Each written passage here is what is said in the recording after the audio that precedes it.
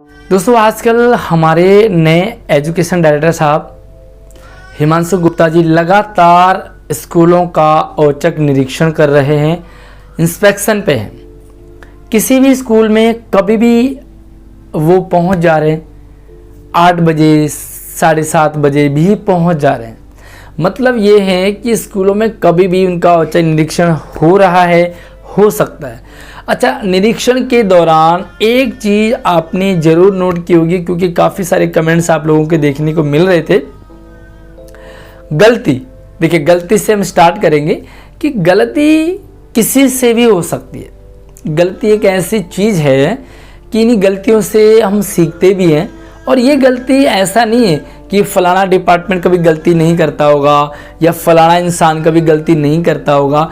गलती एक ऐसी चीज़ है, एक ऐसा शब्द है जो अक्सर लोग कर ही लेते हैं। मतलब कोई भी इस गलती किसी से भी कहीं भी हो सकती है। अब अगर हम एजुकेशन फील्ड की बात करें तो ये गलती प्रिंसिपल से हो सकती है, ये गलती टीचर से हो सकती है, ये गलती स्टाफ से हो सकती है, एडमिनिस्ट्रेशन से हो सकती है या किसी ऑफिसर से हो सकती है।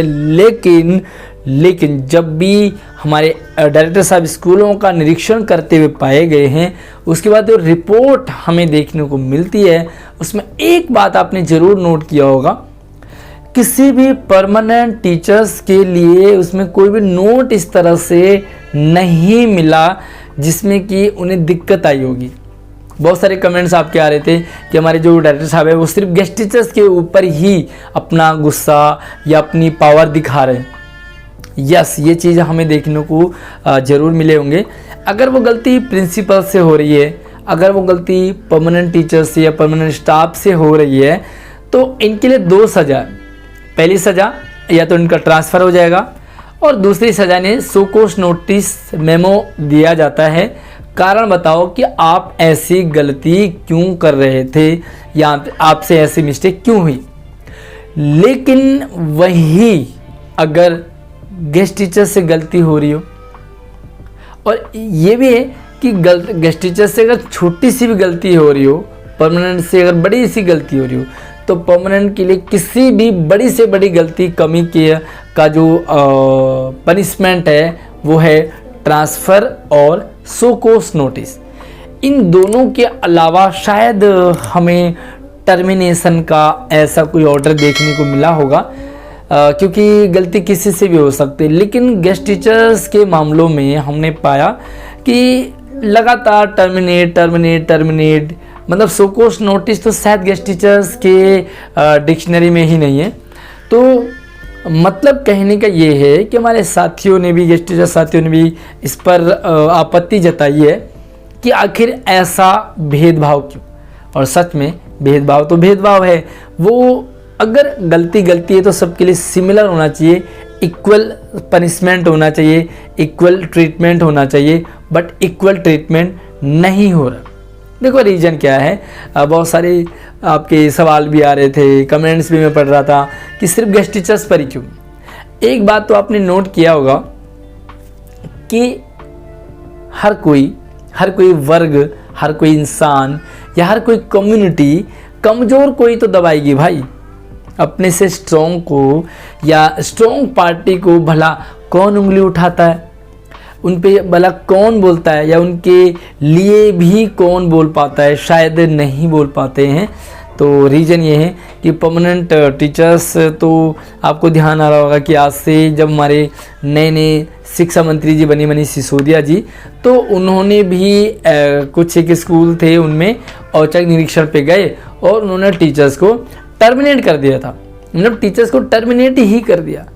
अब टीचर्स को टर्मिनेट जैसे ही उन्होंने किया, तुरंत सारे परमानेंट टीचर्स इकट्ठे हुए। इकट्ठे होने के बाद उन्होंने अपनी आवाज़ उठाई, भाई ऐसे कैसे आप टर्मिनेट कर सकते हैं, क्योंकि गलती कभी भी और किसी से भी हो जाती है।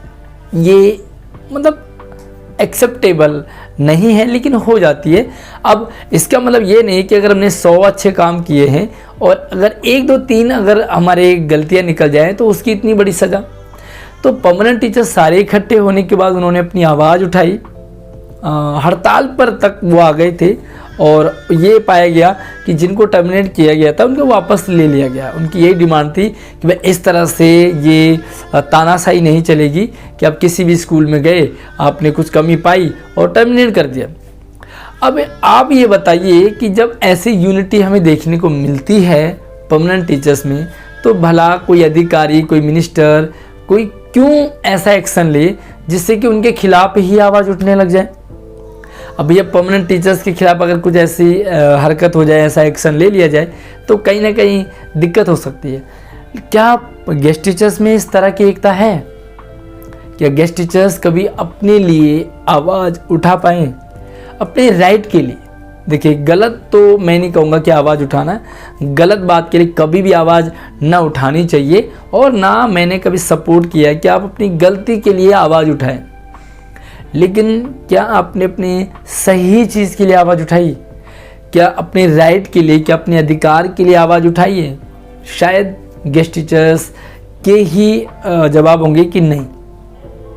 सबसे पहले यूनिटी होनी चाहिए, एकता होनी चाहिए, और अगर गेस्ट टीचर्स में यूनिटी हो, एकता हो, एक दूसरे को सपोर्ट की भावना अगर गेस्ट टीचर्स रखें, तो शायद मुझे नहीं लगता कि इस तरह से टर्मिनेशन का ऑर्डर कोई भी गेस्ट टीचर्स के लिए निकाल पाए। दूसरी सिंपल सी बात है कि भाई अगर यूनिटी नहीं है तो बड़ी बड़ी बातें करना शायद बेकार है कि मतलब गेस्ट टीचर्स के लिए इतना तगड़ा एक्शन क्यों लिया जाता है, उन्हें तुरंत टर्मिनेट क्यों कर दिया जाता है। पहली बात तो ये कि यार कहीं ना कहीं परमानेंट टीचर्स एक स्टाफ माना जाता है और गेस्ट टीचर्स मतलब मेहमान है। तो यार अगर मेहमान कोई गलती करे तो उसे हटा दिया जाता है, नॉर्मली यही होता है। लेकिन अगर मेहमान स्ट्रॉन्ग है, अगर मेहमान की छोटी सी गलती या कोई गलती नहीं हो और उसे इस तरह से कहा जाए, तो वो मेहमान भी कहीं ना कहीं शेर बन जाता है। लेकिन यहाँ पर गेस्ट टीचर्स के लिए फिर से कहूँगा, कोई यूनिटी नहीं है, कोई कंपैरिजन मत किया करें आप परमानेंट टीचर्स से, क्योंकि उनके अगर आप कंपैरिजन कर रहे हैं तो उनके हिसाब से बनिए, उनके जैसे वो हैं उनकी तरह बनिए। अगर उनकी तरह आप बन पा रहे तो उनकी तरह आप अपने राइट की बात कर सकते हैं, या उनकी तरह आप बातें अपने लिए कर सकते हैं कि भैया ऐसा क्यों नहीं उनके साथ, हमारे साथ क्यों। जब ये यूनिटी नहीं है, जब एकता नहीं है, तो इस तरह से भेदभाव तो होता ही है। तो कहते हैं कि क्षमा सोहती उस भुजंग को जिसके पास गरल हो।